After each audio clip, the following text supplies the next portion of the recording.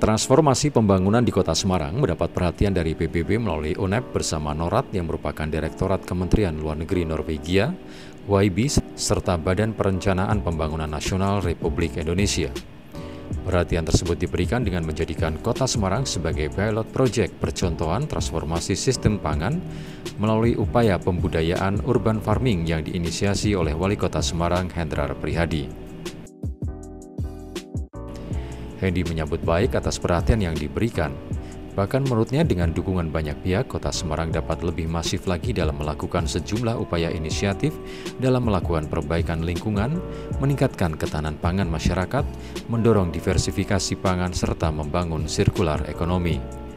Pihaknya terbuka dalam bersinergi dalam program SHIFT Sustainable, Healthy, Inclusive Food Transformation yang didukung oleh PBB melalui UNEP.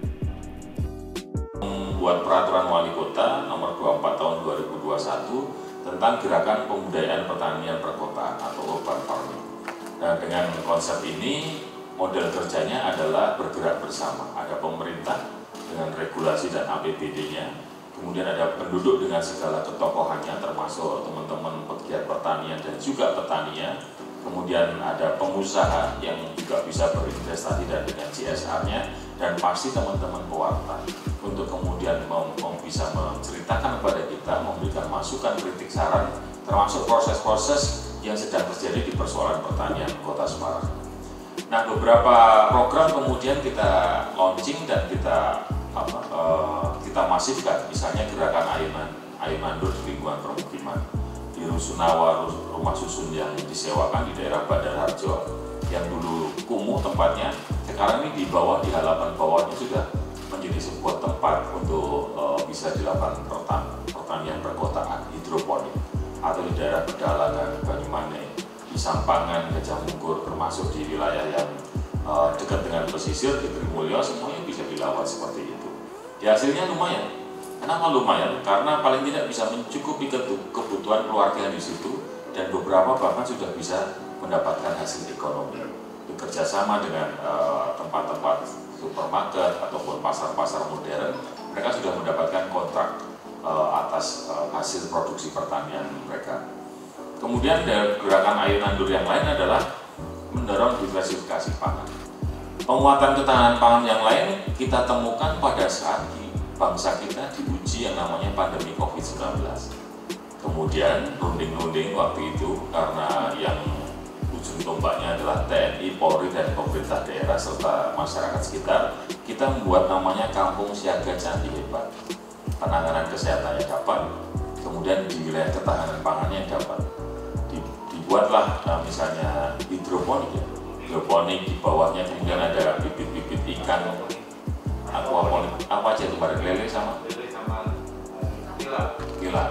nila. Jadi hasil dari tanaman itu kemudian turun ke bawah, bisa buat makanan ikan, dan pada saat panen dibagikan pada masyarakat setempat di kampung. Jadi ketahanannya pangan dapat. Kenapa waktu itu perlu pemikiran seperti itu? Orang mau keluar tidak boleh, atau orang mau keluar takut, sehingga harus dihidupi sendiri oleh kampung tersebut. Namanya Kampung Siaga Candi. Nah, yang lain pusat pengembangan kita kembangkan urban farming corner. Ini ide Pak Kepala Dinas Pertanian, Pak Hernowo. Kita punya lahan yang sangat strategis di tengah kota, tapi selama ini mangkrak. Kemudian dikembangkanlah konsep kerjasama, muncullah urban farming corner. Apa sih kehebatannya? Ada pelatihannya, ada transaksi jual beli hortikultura, dan juga ada tempat nongkrongnya anak muda. Jadi sasarannya adalah milenial, membentuk karakter adik-adik kita milenial untuk cinta dengan wilayah pertanian dari mulai muda. Sekarang ini kan pendekatannya tidak bisa pendekatan seperti kita menggarap petani untuk kelompok milenial. Maka tempat-tempat seperti ini kita bersepakat wilayah pertanian, kemudian ketahanan pangan harus menjadi sebuah prioritas untuk bangsa kita. Saya secara pribadi maupun atas nama pemerintah Kota Semarang sangat setuju Pak Dir, karena pangan, kemudian air, dan juga energi menjadi kebutuhan yang sangat mutlak yang harus dipenuhi untuk kebutuhan manusia, sehingga mudah-mudahan acara ini bisa berjalan dengan lancar, sukses. Sharing session ini akan mampu membuat Semarang, khususnya Indonesia, semakin maju, berkembang, gayeng, dan semakin hebat. Sementara itu, Wahyu Hidayat selaku tim leader program SIF mengharapkan komitmen pemerintah Kota Semarang dapat ditingkatkan menjadi ketetapan peraturan daerah. Menurutnya, program SIF adalah kegiatan pertama kali di Indonesia yang didukung oleh UNEP dan didanai oleh pemerintah Norwegia. Maka diharapkan ada hasil lain dengan adanya program ini untuk kemudian bisa dicontoh oleh kota, kabupaten lain di Indonesia. SIF. Ya, tujuannya apa? Ya, tujuannya yang pertama adalah untuk mempromosikan tata kelola terkait dengan sistem pangan perkotaan dan semi perkotaan di Indonesia. Kemudian selanjutnya adalah meningkatkan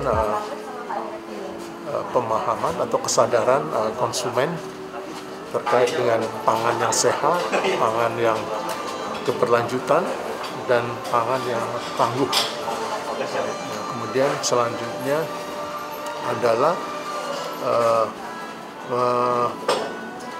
membangun atau menyiapkan kebijakan terkait dengan sistem pangan perkotaan dan semi perkotaan berkelanjutan, yang nantinya diharapkan kebijakan ini ditetapkan melalui regulasi atau peraturan daerah, dan nantinya diharapkan sebagai outcome ke depan itu adalah bisa menjadi contoh bagi kota-kota lain atau kabupaten atau daerah lain di Indonesia.